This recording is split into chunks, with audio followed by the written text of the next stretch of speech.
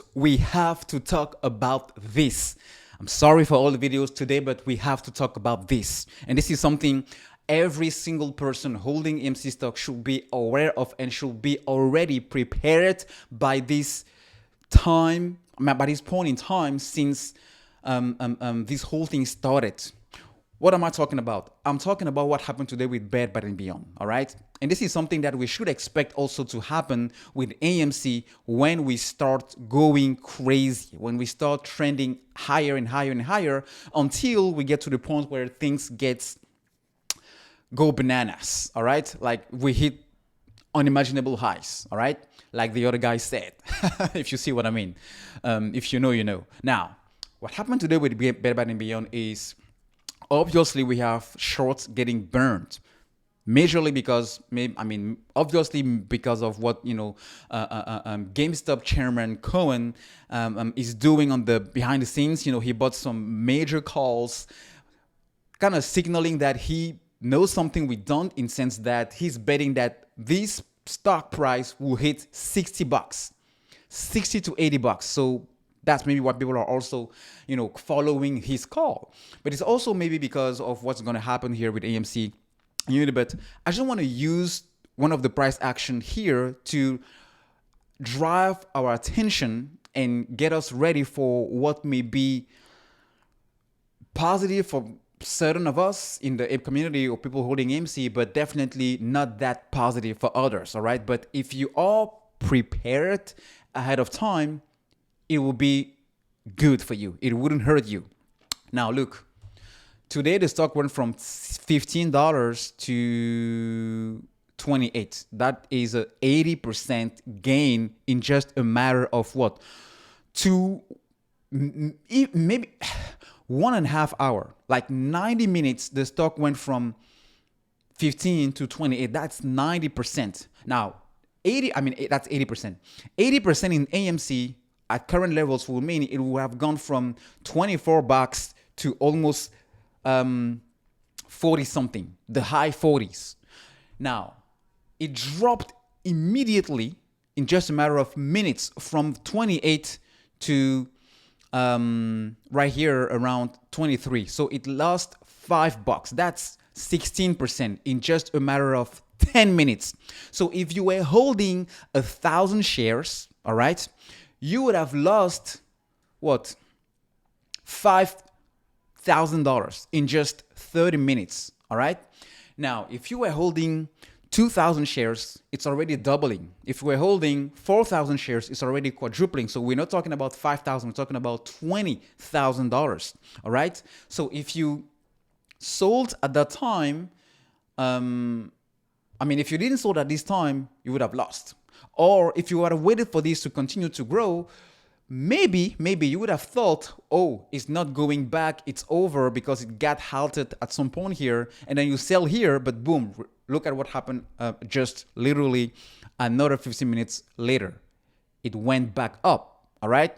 But it went also to same level, and then before the market ended, the market closed, it dropped 30%, so another $8. So 1,000 shares will mean 8,000. 2,000 shares will mean 16,000, but 4,000 shares will mean a lot more than that, almost $40,000. So this will create a significant amount of panic for people who are not ready, for people who don't have the stomach to hold this and bear it, because this is a huge amount of pressure. All right, it's a huge amount of pressure. But look, what is happening after hours? The stock is already up another 10%. Like 2 minutes ago, it was up 10%. And I don't believe this is the end of the run for Bed Bath & Beyond. And for the whole other meme stocks and for the other stocks, definitely AMC. But I guess my point here is there's going to be major swings. There's going to be major dwindle. There's going to be major movements when AMC starts running, because it's gonna create some opportunities. Now, opportunities for people that are swing trading and trading this, because don't be fooled. Not everybody is holding AMC to the moon, all right? People will maybe get out because when it reaches maybe 30, 40, 50, 60, 70, boom, I'm out, because I don't want to bear with this whole thing again anymore. I want just to be out because the stress it caused me in the last 2 years, the last year or so was just too much for me. So I'm even, boom, I'm out. And then you have people that are gonna just waiting, getting in here at low levels, sitting at highs. I get in, I get out, and they will rinse and repeat. Those are the day traders or the swing traders, all right?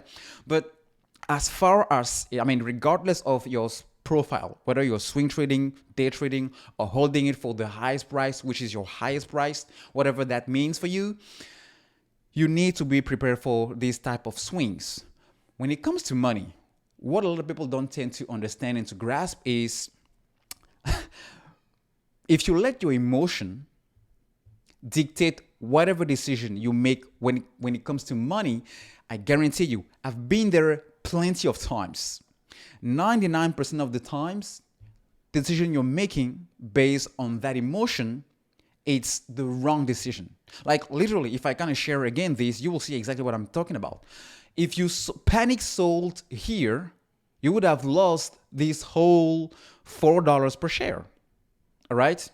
But also, if you're swing trading or day trading, if you bought here, you would have made a ton of money in a short amount of time, like 18, 20%. Easy, top. But do you have the stomach to make these moves? Do you have the stomach to continue to hold even when you see your account dropping 20, 25, $50,000 from the highs and the lows of the intraday session, depending on your position size? Because the truth is, if you haven't handled a sum of money before, the first time you see that in your account, you're freaking out. That's a guarantee. Trust me, I've been there. I know from experience. But I don't want you to fall in the same trap I did.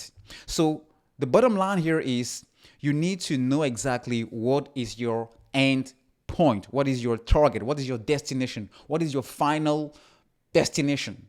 If your final destination is to be flat and get out, then do it and don't have any regrets. Because if you do, you're going to come back and it's going to be FOMO. And chances are also that you're going to lose pretty much everything.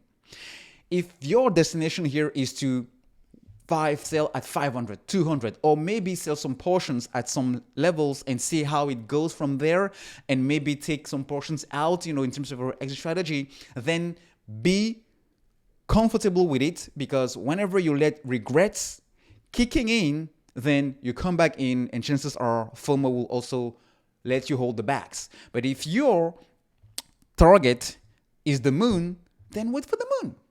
But again, be confident about it and don't regret if things go south or if things are not yet happening the way you want it to happen.